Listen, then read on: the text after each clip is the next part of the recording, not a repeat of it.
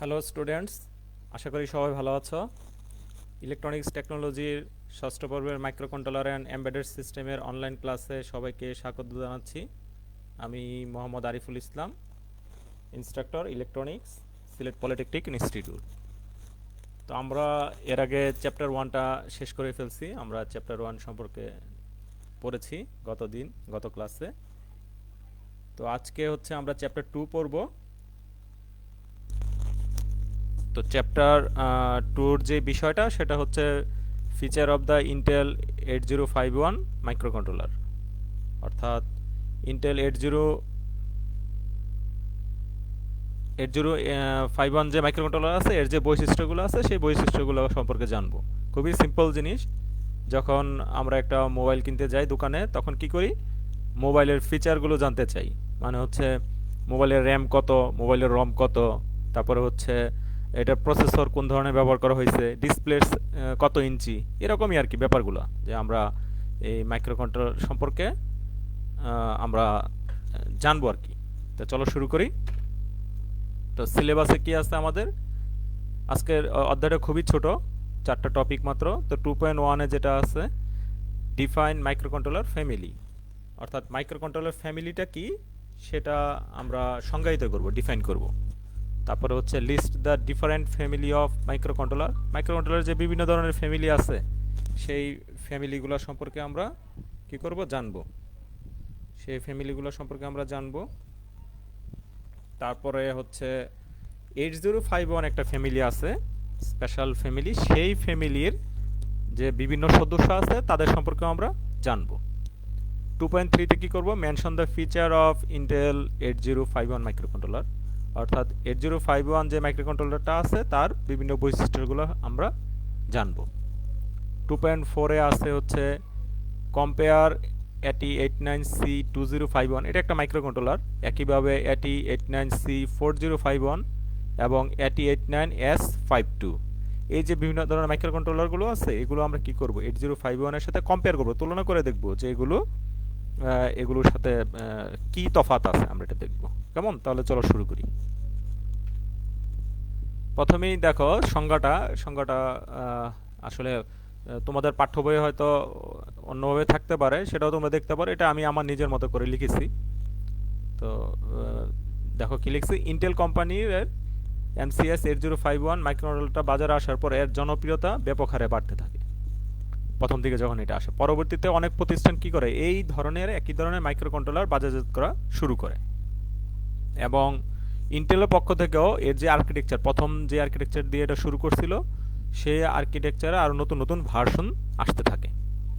এর মধ্যে প্রায় 20টারও অধিক কোম্পানি কি করে, এই ধরনের মাইক্রোকন্ট্রোলারগুলো মানে এই আর্কিটেকচারের মাইক্রোকন্ট্রোলার তৈরি করতে শুরু করে। তো আমরা এই মাইক্রোকন্ট্রোলারগুলো দেখি, যেমন MCS 8051-এর সমতুল্য মাইক্রোকন্ট্রোলারগুলোর মধ্যে অন্যতম কোনটা আছে? ইন্টেল কোম্পানি তৈরি করছে। দেখো 8031, 8052, 8032, 80C537, 80C517, এগুলো কি সবগুলোই ইন্টেল তৈরি করেছে। এবং এগুলোর যে আর্কিটেকচারটা দেখো, প্রথম শুরু হয়েছে কি 80 দিয়ে, অর্থাৎ এগুলা একই সমগোত্রীয় মাইক্রোকন্ট্রোলার। এগুলোর ইনস্ট্রাকশন সেট মোটামুটি একই রকম এবং এর যে কার্যকারিতা এটাও মোটামুটি একই রকম। তো ও একই রকম 8051 যে MCS ফ্যামিলি বলতেছি, এরকম কি অ্যাটমেল কোম্পানি একটা, ওরা মাইক্রোকন্ট্রোলার প্রডিউস করে। তো এই কোম্পানিও কি করছে, আরও অনেকগুলো মাইক্রোকন্ট্রোলার তৈরি করছে একই আর্কিটেকচারের উপরে ভিত্তি করে। দেখো AT89C51, AT89S51, এগুলো কি এক একটা মডেল নাম্বার, কিন্তু এগুলো দেখো প্রথমে দেখো কি আছে 89, তার মানে কি এগুলা একই সমগোত্রীয় আর কি। কেমন? একইভাবে NXP ওরাও এগুলো তৈরি করছে একই ধরনের। তারপরে ইনফিনিয়ন তৈরি করছে, মাইক্রোচিপ তৈরি করছে, ফিলিপস তারাও এগুলো তৈরি করছে। তো এগুলো হচ্ছে ওই যে 80 MCS 8051, এই 8051-এর সমতুল্য মোটামুটি একই ধরনের ইনস্ট্রাকশন সেট নিয়ে কাজ করে মাইক্রোকন্ট্রোলার। তো আমরা একটা সামারি আসতে পারি, সেটা হচ্ছে ইন্টেল 8051-এর আর্কিটেকচারের উপর ভিত্তি করে নির্মিত সকল মাইক্রোকন্ট্রোলার সমূহ গ্রুপকে 8051 ফ্যামিলি বলা হয়। ফ্যামিলি মানে তো একটা গ্রুপ, মানে অনেকগুলো সদস্যের সমষ্টি। তো আমরা এক কথায় এটা সিম্পলি বলতে পারি আর কি, ফ্যামিলিটাকে। এটা সংজ্ঞায়িত করতে গেলে হচ্ছে এরকম দুই লাইনে আমরা এটাকে সংজ্ঞায়িত করতে পারি। আচ্ছা, তারপরে 2.2 তে হচ্ছে আমরা মাইক্রোকন্ট্রোলারের ফ্যামিলি সমূহ এবং 8051 ফ্যামিলির তালিকা দেখব। আচ্ছা, এটা অলরেডি এর আগে আলোচনা করছি, একই কথা আর কি। ওই যে একই আর্কিটেকচারের উপর ভিত্তি করে নির্মিত এবং একই ইনস্ট্রাকশন সেট নিয়ে কাজ করতে পারে এমন মাইক্রোকন্ট্রোলার সমূহ নিয়ে একটি মাইক্রোকন্ট্রোলার ফ্যামিলি গঠিত হয়। ওকে, তারপরে হচ্ছে বর্তমানে এমন অনেকগুলি মাইক্রোকন্ট্রোলার ফ্যামিলি আছে, তার মধ্যে উল্লেখযোগ্য কয়েকটা ফ্যামিলি আমি এখানে উল্লেখ করছি। 8051 এটা একটা ফ্যামিলি। তারপরে হচ্ছে পিক, এটা খুবই প্রচলিত নাম, এটা একটা মাইক্রোকন্ট্রোলার ফ্যামিলি। একই সাথে হচ্ছে এভিয়ার, এটাও খুবই প্রচলিত, সারা ওয়ার্ল্ডে নিয়ে প্রচুর কাজ হয়, এটা মাইক্রোকন্ট্রোলার একটা ফ্যামিলি। এআরএম প্রসেসর সম্পর্কে তোমরা হয়তো জেনে থাকবে। এআরএম প্রসেসর মোবাইল ডিভাইস তৈরি করতে হচ্ছে এআরএম প্রসেসরগুলো ব্যবহার করা হয়। তো এটা একটা ফ্যামিলি। কেমন? তো এখানে দেখো একটু আমি পিছনের ব্যাখ্যা দিয়েছি, সেটা হচ্ছে ইন্টেল কর্পোরেশন 1980 সালে প্রথম কি করছে, 8051 মাইক্রোকন্ট্রোলার তৈরি করছে। পরবর্তীতে এই মাইক্রোকন্ট্রোলারের ইন্টারনাল পেরিফেরাল সমূহের বিভিন্ন ধরনের পরিবর্তন করছে, যে কিছু জিনিস অ্যাড করছে, কিছু জিনিসের ফিচার বাড়াইছে, এভাবে করে কি নতুন নতুন মাইক্রোকন্ট্রোলার তৈরি করছে। এবং সেই সাথে কি যে এই ইন্টেল কোম্পানি ছাড়াও আরও অনেক কোম্পানি এই মাইক্রোকন্ট্রোলারগুলো তৈরি করছে, এরকম আমি বলে আসছি। তো এখানে যেহেতু সদস্যদের তালিকা চেয়েছে বইয়ের সিলেবাস অনুসারে, সেজন্য আবারও ওই জিনিসগুলো আমি এভাবে দিয়েছি। দেখো, ইন্টেল এগুলো তৈরি করেছে। তারপর হচ্ছে অ্যাটমেল কোম্পানি এই মাইক্রোকন্ট্রোলারগুলো তৈরি করছে। অ্যানালগ ডিভাইস, ওরা এই মাইক্রোকন্ট্রোলারগুলো তৈরি করছে। ডালার সেমিকন্ডাক্টর, এখানে আমি খুবই অল্প কিছু দিছি। এটা এই তথ্যগুলো কোথায় পেয়েছি আমি, যে এখানে একটা সোর্স দেওয়া আছে www.keil.com, এখানে যে ইটা আছে, এখানে যদি তোমরা যাও তাহলে হচ্ছে এই আমি তো এখানে দিছি, এটা খুবই অল্প, মানে এখানে প্রচুর মাইক্রোকন্ট্রোলার এই 8051 ফ্যামিলি। কেমন? তো সেখান থেকে আমি অল্প কয়টা এখানে বেছে বেছে নিয়ে তোমাদেরকে দিছি। আচ্ছা, 2.3 তে কি শিখবো আমরা? 8051 মাইক্রোকন্ট্রোলার বৈশিষ্ট্য শিখবো। বৈশিষ্ট্য যেগুলো এর প্রথমেই দেখতে পারতেছো আছে কি, 4 KB built in program memory, অর্থাৎ মাইক্রোকন্ট্রোলারের ভিতরে কি দেওয়া আছে, প্রোগ্রাম মেমোরি দেওয়া আছে। তুমি যদি তুলনা করো সেটা হচ্ছে কম্পিউটারের সাথে বা তোমার মোবাইলের সাথে, তোমার মোবাইলে যেমন আলাদা করে মেমোরি আছে, এরকম আর কি কম্পিউটারে যেরকম একটা হার্ড ডিস্ক আছে যেখানে হচ্ছে প্রোগ্রামগুলো আমরা ইনস্টল করতে পারি, সেই ধরনের মেমোরি এটাকে বলা হয় প্রোগ্রাম মেমোরি। যেখানে আমরা প্রোগ্রাম লিখে জমা করব সেটাকে বলা হয় প্রোগ্রাম মেমোরি। এর সাইজটা কত? 8051 মাইক্রোকন্ট্রোলারের সাইজটা হচ্ছে 4 KB। কেমন? আর 128 বাইটের বিল্ট ইন ডেটা মেমোরি আছে। এই ডেটা মেমোরিটা আসলে র্যাম, অর্থাৎ প্রোগ্রাম অনুসারে যে আমার যে ডাটাটাকে আমরা প্রসেস করব, সেই ডাটা প্রসেস করার জন্য আমার একটা মেমোরি লাগবে, সেটাকে বলে র্যাম। সেই র্যামটা হচ্ছে 128 বাইটের। আচ্ছা, তারপরে 4 রেজিস্টার ব্যাংক, 4টা রেজিস্টার ব্যাংক আছে। অর্থাৎ এই যে র্যাম, এই র্যামেরই একটা অংশ হচ্ছে এই রেজিস্টারগুলো। রেজিস্টার তো তোমরা অ্যাডভান্স ডিজিটালে পড়ছো, যে কি ডেটা স্টোর করার জন্য, ডিজিটাল ডেটা স্টোর করার জন্য যে মানে এই ফ্লিপ ফ্লপের যে সমষ্টি সারি, সেগুলোকে কি বলা হয়? রেজিস্টার। তো এরকম রেজিস্টার ব্যাংক আছে 4টা। ব্যাংক মানে প্রত্যেকটা ব্যাংকে 8টা করে রেজিস্টার আছে। তো এরকম কয়টা ব্যাংক আছে? 4টা ব্যাংক আছে। আমরা সামনে আরো বিস্তারিত দেখবো এগুলো। 1 মাইক্রোসেকেন্ড ইনস্ট্রাকশন সাইকেল, অর্থাৎ একটা ইনস্ট্রাকশন মানে কাজ সম্পন্ন করতে গেলে ওর সময় লাগে 1 মাইক্রোসেকেন্ড। এটা মানে খুবই স্পিডি। তারপরে হচ্ছে 32 of bidirectional input output line. এটার যে মাইক্রোকন্ট্রোলার, এর থেকে যে আমরা ডেটা ইনপুট করবো, একে ইনপুটে ডেটা দিব এবং এখান থেকে যে আউটপুট নিব, সেই ইনপুট আউটপুট লাইন এখানে কয়টা? বাই ডিরেকশনাল 32টা আছে। অর্থাৎ ওই লাইন 32টা লাইনকে আমরা ইনপুট হিসেবে ব্যবহার করতে পারবো এবং এদেরকে আউটপুট হিসেবে ব্যবহার করতে পারবো। সেটা হচ্ছে আমরা সেট আপ করে নিব আর কি, কখন ইনপুট হিসেবে ব্যবহৃত হবে, কখন আউটপুট হিসেবে ব্যবহৃত হবে। আচ্ছা, তারপরে হচ্ছে multi mode high speed programmable serial communication port. তো মাল্টি মোড বলতে বোঝাচ্ছে এখানে কমিউনিকেশনের বিভিন্ন কি প্রোটোকল হয়। তো সিনক্রোনাস কমিউনিকেশন হয়, অ্যাসিনক্রোনাস কমিউনিকেশন হয়, বিভিন্ন ধরনের কমিউনিকেশন আছে। তো এর জন্য এটাকে মাল্টি মোড বলতেছে, যে এখানে বিভিন্ন মোডের হয় communication, 8 bit communication, 9 bit communication. তো বিভিন্ন ধরনের এইটা সাপোর্ট করে। এখানে যে সিরিয়াল কমিউনিকেশন পোর্টটা আছে সেটা মাল্টি মোড, বিভিন্ন মোড সাপোর্ট করে এবং হাই স্পিড খুব দ্রুত ডেটা ট্রান্সফার করতে পারে। এই ধরনের একটা কি কমিউনিকেশন পোর্ট এই মাইক্রোকন্ট্রোলারের ভিতরে দেওয়া আছে। তারপরে two multi mode 16 bit timer counter. হ্যাঁ, এটার ভিতরে একটা এই মুহূর্তে টাইমার বললে এটা তোমরা বুঝবা না, আরও পরবর্তীতে যখন আমরা পড়বো তখন ক্লিয়ার হবে। আপাতত স্ল্যাশ দিয়ে যেহেতু কাউন্টার বলছি, দুইটা একই জিনিস, ফাংশনের উপরে ভিত্তি করে দুইটার দুই রকম নাম হয়েছে, একই জিনিসের দুইটা নাম হয়েছে।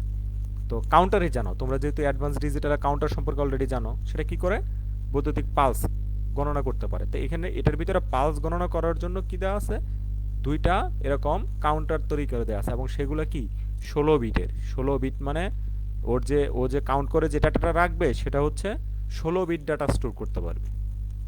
তো 16 বিটে আমি কতগুলো পালস গুনতে পারবো, 65,535টা পালস গুনতে পারে সে। এরকম ধরনের কাউন্টারের ভিতরে তৈরি করে দেওয়া আছে। মাল্টিমোড, এটা বিভিন্ন মোডে চালানো যায়, আমরা পরে এটা বিস্তারিত দেখবো, এর উপর আমাদের আলাদা চ্যাপ্টার রয়েছে। তারপরে হচ্ছে two level prioritize interrupt structure, অর্থাৎ যে ইন্টারাপ্ট সিস্টেম। এর আগে আমি বলছি এর আগের ক্লাসে যে ইন্টারাপ্ট কি, আমার প্রসেসরে একটা নির্দিষ্ট কাজ করতেছে, সেই মুহূর্তে এর চেয়ে জরুরি কোনো একটা কাজ করার প্রয়োজন, তখন বর্তমান কাজটাকে হোল্ড করবে, কিছু সময়ের জন্য হোল্ড করে ওই যেই জরুরি কাজটা, সেই জরুরি কাজটা করে শেষ করে এসে আবার তার পরের মানে আগের কাজটা করতে থাকবে। তাহলে এই যে সিস্টেমটা, এই কাজটা করার জন্য কি আমাদের একটা স্ট্রাকচার প্রয়োজন পড়ে, কিছু ডিভাইস মানে ভিতরে প্রয়োজন পড়ে, সিস্টেমের প্রয়োজন পড়ে, সেগুলো এর ভিতরে ডেভেলপ করা আছে, সেটা টু লেভেল প্রায়োরিটাইজ। এটা এর উপরে চ্যাপ্টার আছে, তখন আমরা বিস্তারিত দেখতে পারবো। তারপর হচ্ছে ফুল ডেপথ স্ট্যাক মেমোরি। এর ভিতরে হচ্ছে একটা স্ট্যাক মেমোরি তৈরি করে দেওয়া আছে। স্ট্যাক মেমোরির কাজ তোমরা কম্পিউটারের কোনো সাবজেক্ট পড়লে সেখানে হয়তো জেনেছো, বা মাইক্রোপ্রসেসর এটা পড়ে থাকবে। স্ট্যাক মেমোরি একটা স্পেশাল টাইপের মেমোরি, যেখানে হচ্ছে প্রোগ্রামের সিকোয়েন্স রক্ষা করার জন্য এই মেমোরিটা ব্যবহার করা হয়, যে কোন ইনস্ট্রাকশনের পরে কোন ইনস্ট্রাকশনের কাজ হবে, এর আগে কোনটার কাজ হয়েছিল, এর পরে কোনটার কাজ হবে, এগুলো সিকোয়েন্সিয়ালি মেনটেন করার জন্য এই স্ট্যাক মেমোরি ব্যবহৃত হয়। তো সেই ফুল ডেপথ স্ট্যাক মেমোরিতে রয়েছে। তারপরে হচ্ছে direct bit and byte addressable register, অর্থাৎ এর ভিতরে যে রেজিস্টার আছে সেই রেজিস্টারে স্পেশাল একটা ফাংশন, সেটা হচ্ছে টোটালি 1 বাইট ডেটা নিয়ে আমি কাজ করতে পারবো, 1 বাইট ডেটাকে সরাসরি অ্যাক্সেস করতে পারবো, সাথে সাথে কি বিট অ্যাড্রেসেবল, অর্থাৎ বাইটের সাথে সাথে কি বিট, অর্থাৎ 1 বাইট তো হচ্ছে 8 বিটের সমন্বয়ে 1 বাইট। তো সিঙ্গেল একটা বিট নিয়েও আমরা কাজ করতে পারবো, সিঙ্গেল একটা বিটকে আমরা অ্যাড্রেস করতে পারবো। তো এই ফিচারটা এর মধ্যে আছে। তারপরে হচ্ছে binary or decimal arithmetic support. হ্যাঁ, এটা তো যেহেতু মাইক্রোপ্রসেসর ও কি বাইনারি প্রসেসিং সাপোর্ট করে, এবং অ্যারিথমেটিক যে ধরনের প্রসেসিং আছে সকল ধরনের অ্যারিথমেটিক প্রসেসিংও সাপোর্ট করে। তো এটাই হচ্ছে 8051 মাইক্রোকন্ট্রোলারের এখানে ফিচারগুলা, মেইন ফিচার। 2.4 বলতেছে হচ্ছে আমাকে 8051-এর সাথে 8051 যে মাইক্রোকন্ট্রোলারটা নিয়ে আমরা পড়তেছি, এর সাথে আরও কিছু মাইক্রোকন্ট্রোলার রয়েছে, সেই মাইক্রোকন্ট্রোলারগুলোর কি করব আমি তুলনা করে দেখাবো। তো এখানে দেখো যে ফিচারগুলো লেখা আছে, এই টপিকগুলোর উপরে ভিত্তি করে আমরা তুলনা করব। প্রথমে 8051 মাইক্রোকন্ট্রোলার দেওয়া আছে, তারপরে হচ্ছে এই যে AT89C2051 মাইক্রোকন্ট্রোলারটা আছে, তারপরে AT89C4051, তারপরে AT89S52। তো এই যে এই যে একটা কথা বলে দিই, এই মাইক্রোকন্ট্রোলারটা আসলে আমরা এখন চাইলেও কিনতে পারবো না, এটা মার্কেটে অ্যাভেলেবল নাই। মার্কেটে হচ্ছে এটা অ্যাভেলেবল আছে, এগুলো অ্যাভেলেবল আছে, এবং এটা হচ্ছে বহুল ব্যবহৃত। এটার অনেক একটা সুবিধা আছে, এটা আমরা পরে দেখব। এটাতে সহজে আমরা প্রোগ্রাম লুট করতে পারি, ইরেজ করতে পারি, ফ্ল্যাশ টাইপের এটা প্রোগ্রাম মেমোরি, এটা সবচেয়ে বহুল ব্যবহৃত হয়। আচ্ছা চলো তাহলে আমরা একটু কম্পেয়ার করে দেখি। প্রথমে আছে এক নম্বরে ম্যানুফ্যাকচারার নেম, এটা দেখতে পারতেছো 8051 তৈরি করছিল ইন্টেল, তোমরা জানো। এইগুলো তৈরি করছে, এই তিনটা মাইক্রোকন্ট্রোলার তৈরি করছে হচ্ছে অ্যাটমেল কোম্পানি। তারপরে ম্যাক্সিমাম ক্লক স্পিড, এটা 24 মেগাহার্জে চলে সবগুলাই, এগুলো 24 মেগাহার্জ, কিন্তু এটা কি 33, মানে ম্যাক্সিমাম 33 মেগাহার্জে ওটা চলতে পারে। পিন সংখ্যা 8051-এর 40টা পিন 40, আর 8089C2051 এখানে 2020 দিয়ে এটা 20 পিন, এটাও 20 পিনের হয়। আর এটা 40 পিনের, S5 two 40 pin. Input output সংখ্যা, এটার 32টা ইনপুট আউটপুট লাইন আছে, কিন্তু এটার 15টা, এটারও 15টা, এটার আবার 32টা ইনপুট আউটপুট লাইন আছে। রম সাইজ অর্থাৎ প্রোগ্রাম মেমোরি 4 কিলোবাইট, এটা 2 কিলোবাইটের ছোট মাইক্রোকন্ট্রোলার, এটা আবার 4 কিলোবাইট, এটা আবার বেশি, দেখো এর চেয়ে দ্বিগুণ, এটা 8 কিলোবাইট।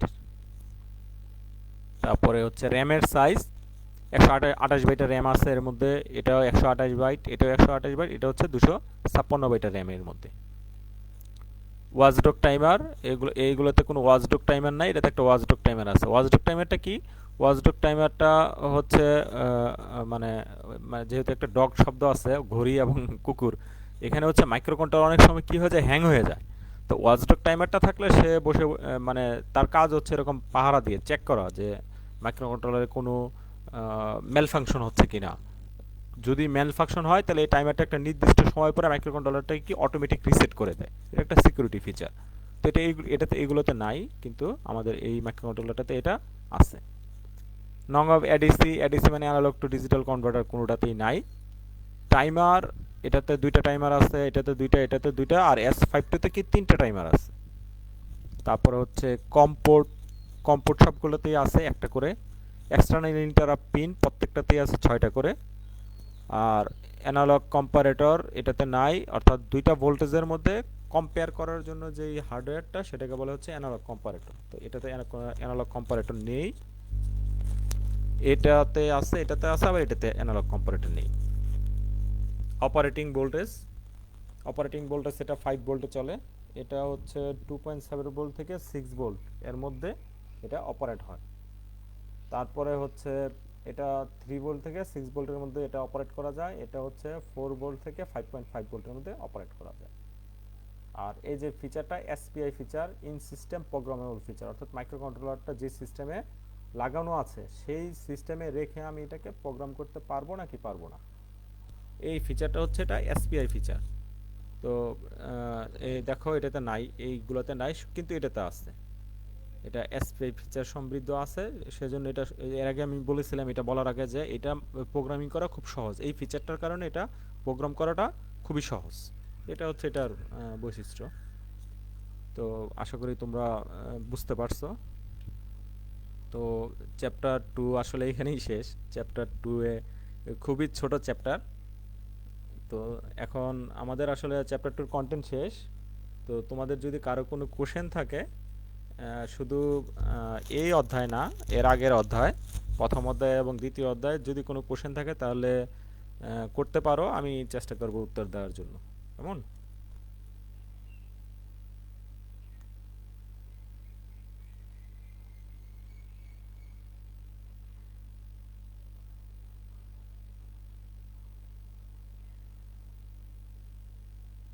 যদি কারো কোনো কোশ্চেন থাকে তাহলে করতে পারো, আমি কোশ্চেনের উত্তর দেওয়ার চেষ্টা করব।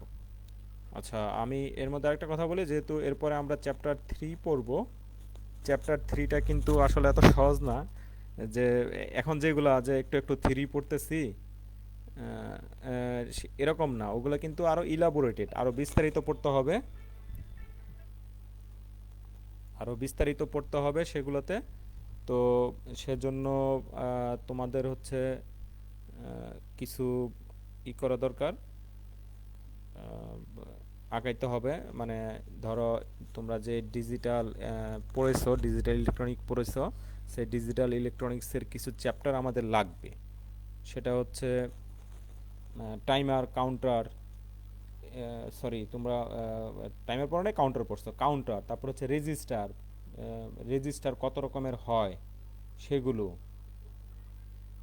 তারপরে হচ্ছে আরও গুরুত্বপূর্ণ লাগবে হচ্ছে মেমোরি। তোমরা ডিজিটাল অ্যাডভান্স ডিজিটাল ইলেকট্রনিক্স যেই সাবজেক্টটা পড়ছো গত সেমিস্টারে, সেখানে একটা অধ্যায় আছে সেটা হচ্ছে মেমোরি।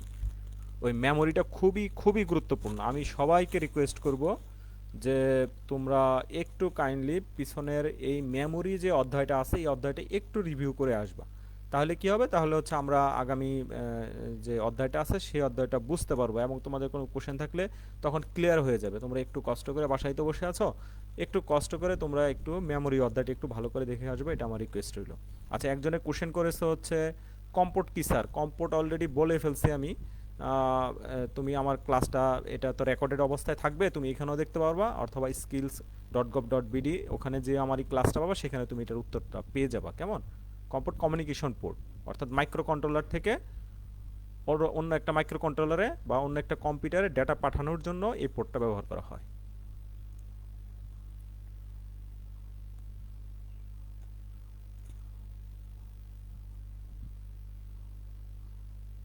আচ্ছা, তো আমার মনে হয় হ্যাঁ, বেশি কোশ্চেন নাই আসলে। এই দ্বিতীয় অধ্যায়ে কোশ্চেন থাকার মতো এটা অধ্যায়ও না, এটা থিওরি পড়াশোনা, তথ্য আর কি, ফিচার সম্পর্কে জানা। তো সেজন্য হয়তো তেমন কোনো কোশ্চেন তোমাদের নাই। তো আজকের এই লাইভ ক্লাসে অংশগ্রহণ করে ক্লাসটাকে ইন্টারেক্টিভ করার জন্য সবাইকে আবারও ধন্যবাদ জানাচ্ছি। সকলের সুস্বাস্থ্য কামনা করে এবং আগামী ক্লাসে সকলের অংশগ্রহণ প্রত্যাশা ব্যক্ত করে আজকের ক্লাস এখানেই শেষ করতেছি। করুণা তো আমরা জয় করবই ইনশাআল্লাহ, এবং বাংলাদেশেরও জয় হবে। সবাইকে ধন্যবাদ।